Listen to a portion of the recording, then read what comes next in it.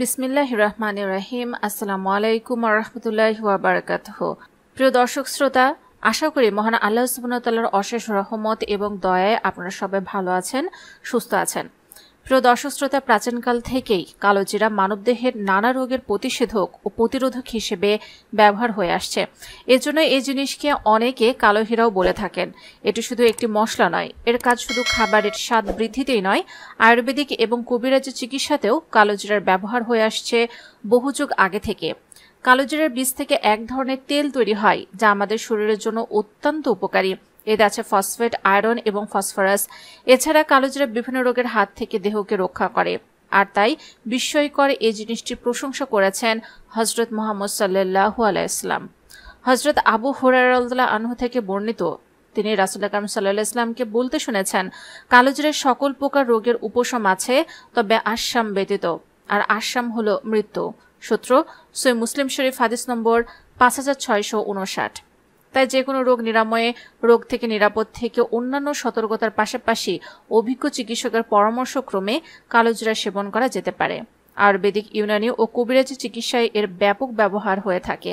তাই যারা এসব চিকিৎসা নিয়ে গবেষণা করেন তাদের কাছে রোগ অনুযায়ী সঠিক ব্যবহার বিধি পাওয়া যাবে। কারণ এক এক ধরনের রোগের জন্য কালোজিরার ব্যবহার বিধি এক এক রকম। যেমন কোনো রোগের ক্ষেত্রে কালোজিরার তেল বেশ উপকারী।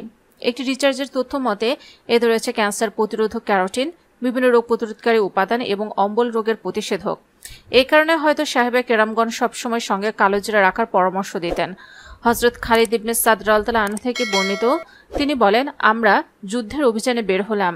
আমাদের সঙ্গে ছিলেন গালিব ইবনে আবজার। তিনি পথে অসুস্থ হয়ে গেলেন। এরপর আমরা মদিনায় ফিরলাম।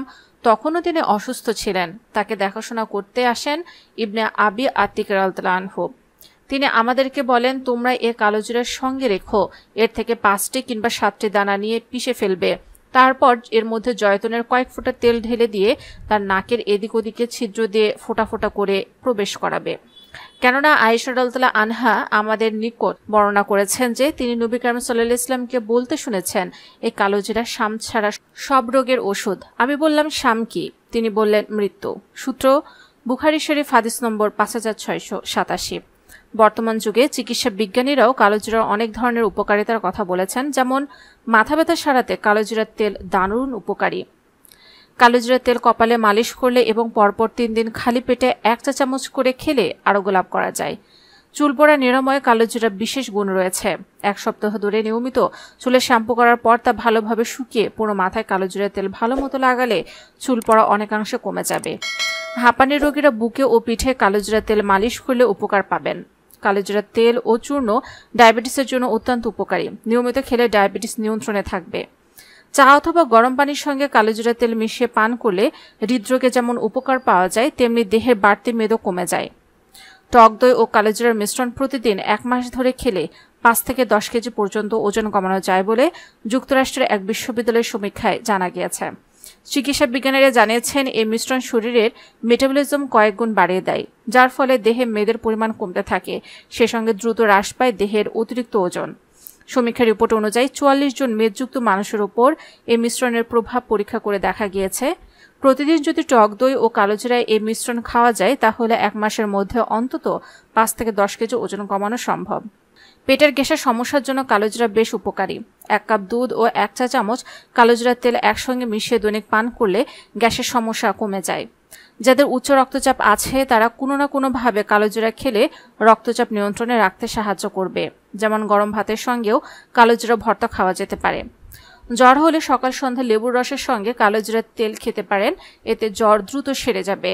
হাঁটুর ব্যথা সারাতে রোজ রাতে কালোজিরার তেল হাঁটুতে মালিশ করুন, হাঁটুর ব্যথা কমে যাবে। এছাড়া বাতের ব্যথা সারাতে কালোজিরার তেল নিয়মিত মালিশ করা যাবে। ছুলি বা সেতি হলে আক্রান্ত স্থানে আপেলের টুকরো নিয়ে খানিকটা ঘষে নিন, তারপর কালোজিরার তেল লাগান। এভাবে 15 দিন থেকে 1 মাস পর্যন্ত লাগালে তা দ্রুত সংক্রমণ বা ছড়িয়ে যাওয়া প্রতিরোধ করবে। কালোজিরা নারী ও পুরুষের উভয় শারীরিক যৌন ক্ষমতা বাড়াতে সাহায্য করে। বিশেষ করে পুরুষদের জন্য খুব উপকারী। নিয়মিত কালোজিরা সেবনে পুরুষত্বহীনতা থেকে মুক্তি পাওয়া যায়। প্রিয় দর্শক, কেমন হয় যদি দোয়া এবং দাওয়া একসাথে করা হয়? আমরা জানি সূরা ফাতিহা আল্লাহ তাআলার পক্ষ থেকে আমাদের জন্য এক বিশেষ নিয়ামত স্বরূপ।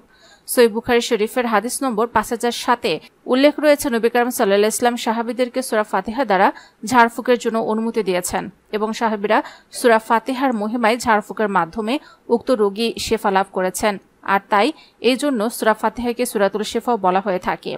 তাই কেউ যদি দিনের শুরুতে এবং দিনের শেষে 3 চিমটে কালো জিরা একটি পাত্রে নিয়ে তারপর সূরা ফাতিহা 3 বার পড়ে ফুঁক দিয়ে তা খেয়ে নেন তাহলে ইনশাআল্লাহ তাকে যাবতীয় রোগ ব্যাধি থেকে আল্লাহ তাআলা রক্ষা করবেন এবং এর ফলে আমলকারীর দেহে রোগ প্রতিরোধ ক্ষমতা বৃদ্ধি পাবে ইনশাআল্লাহ।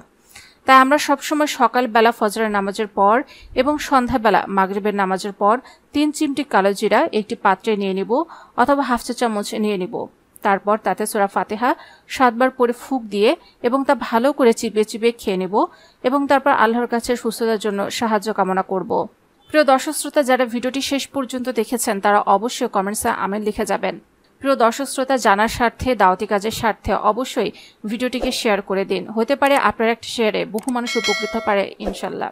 যারা এখন আমাদের চ্যানেলকে সাবস্ক্রাইব করেননি অবশ্যই আমাদের চ্যানেলকে সাবস্ক্রাইব করুন এবং পাশে থাকা বেল আইকনে ক্লিক করে রাখুন। এতে করে আমাদের নতুন নতুন ভিডিও আপনি পেয়ে যাবেন সবার আগে।